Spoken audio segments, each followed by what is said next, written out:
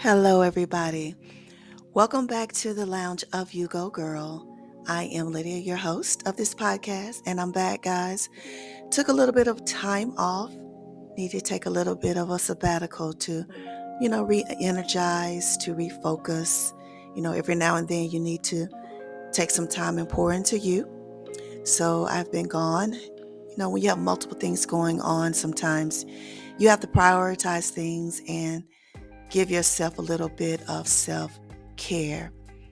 And on this platform, we do promote being accepting of those times when you need to pour into you. So I am back today. I have a podcast that I want to share that I think it's going to be beneficial if you take a moment and just think about it. I have been over the last, I guess, 6, 7 weeks, maybe 8 weeks. I've been taking a lot of master classes or going to what I would call conferences or summits. I'm pouring into me, guys. I'm on my quest of living in peace. And a part of that is connecting with community and surrounding myself with people who support, who encourage, people who see your vision, people who you have things in common with. So therefore, the people that I am surrounding myself with are a group of women that are just very empowering, very motivating, very encouraging, and supportive. And I'm learning a lot. One thing you have to be able to do is humble yourself and know that no matter how old you are, you're still in a place where you can learn and be poured into. So I am so grateful for this platform. I am redesigning my life, which is the part of the name of the channel, my YouTube channel. A lot of you that follow me over there know that I changed my channel name because my focus had shifted, and it's about healing the woman and designing her life to suit her. And it doesn't look like anyone else's. It's just going to be a life that is sufficient for her in her space and where she is in her journey of healing, her journey of self-love, self-awareness. And that's what I've been doing. So this past weekend, I was in a summit. And matter of fact, probably by the time you hear this podcast, it'll be the last day or moving upon the last day of the summit. And it has been just dynamic. It's been more than I could have imagined. And I want to share some things over the next few weeks of things that I got from that summit, things that were significant to me to share with women who are on a quest of finding peace and living in peace. If you found peace, to continue to live in peace, or women who are on a journey of healing or just being happy in your space, no matter if you are a single woman, a married woman, whatever you find your status is, that you can have those things that you desire, even with obstacles, even with trials. So that's what we're doing. So today I'm just going to be sharing my thoughts on living a soft life. And I'm entitling this podcast, You Should Be Living the Soft Life. And this is just my thoughts on it. Everybody is in a different space. Everybody have different responsibilities and a path in life. So although I share my direction and how I'm moving about in that, doesn't mean that I'm saying that's the way that you should be doing it.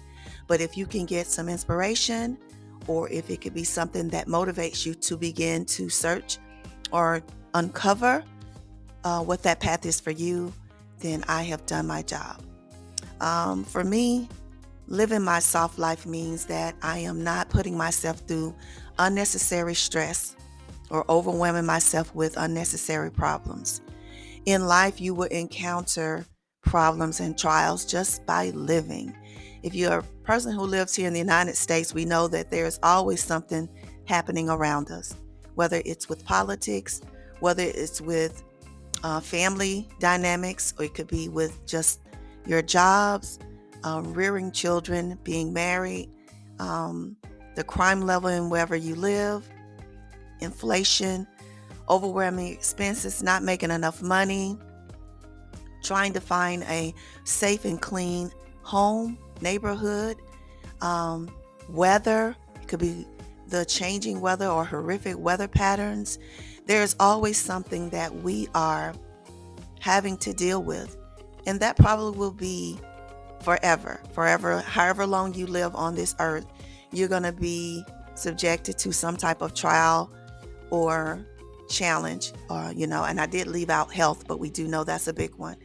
Um, Aging, all of that, broken heart, the list can go on. So we're not going to continue on that. But we do know that those things do exist.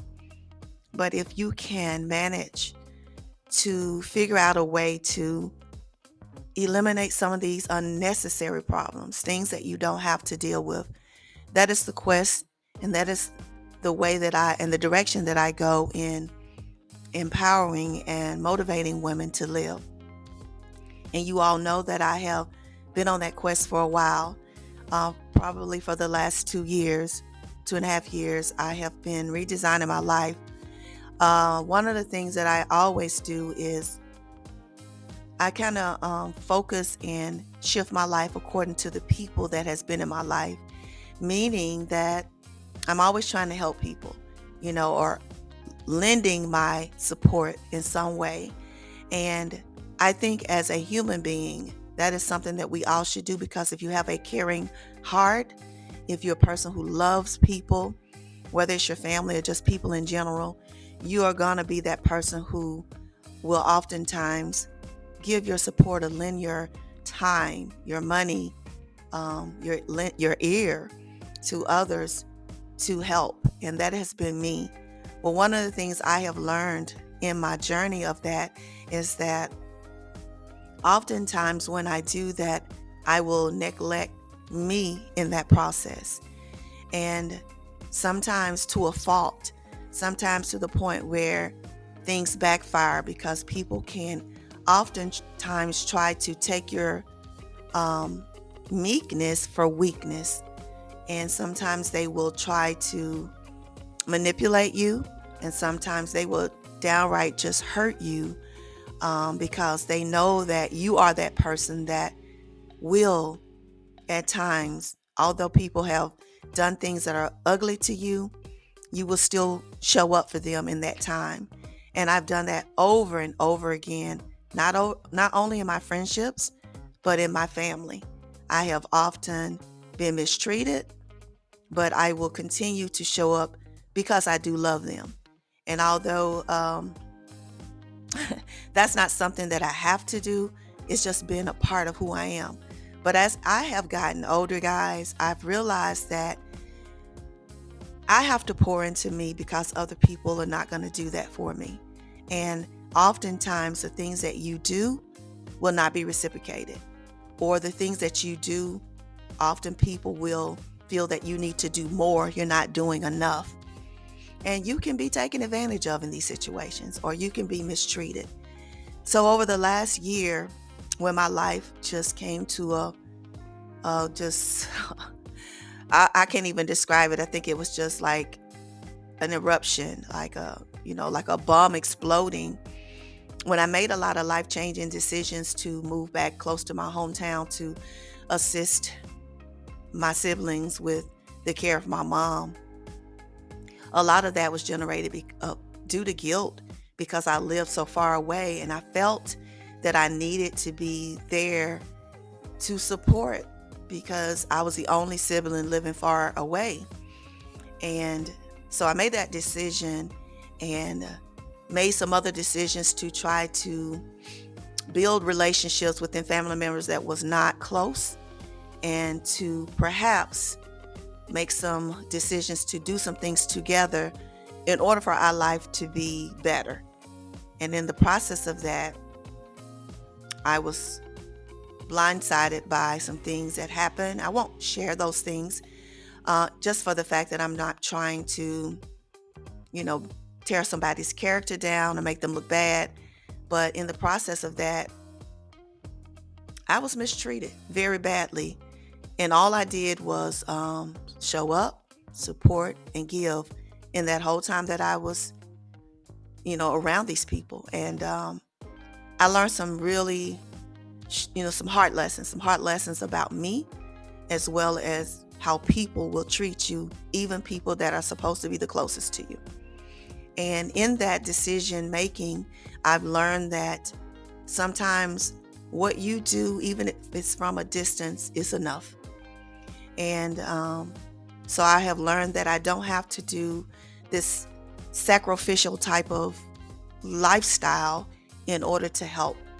And so, with that being said, I have made some decisions once again to shift my life. And I'm shifting my life for my sanity, for my mental and emotional health, as well as my physical health. And sometimes you have to do that.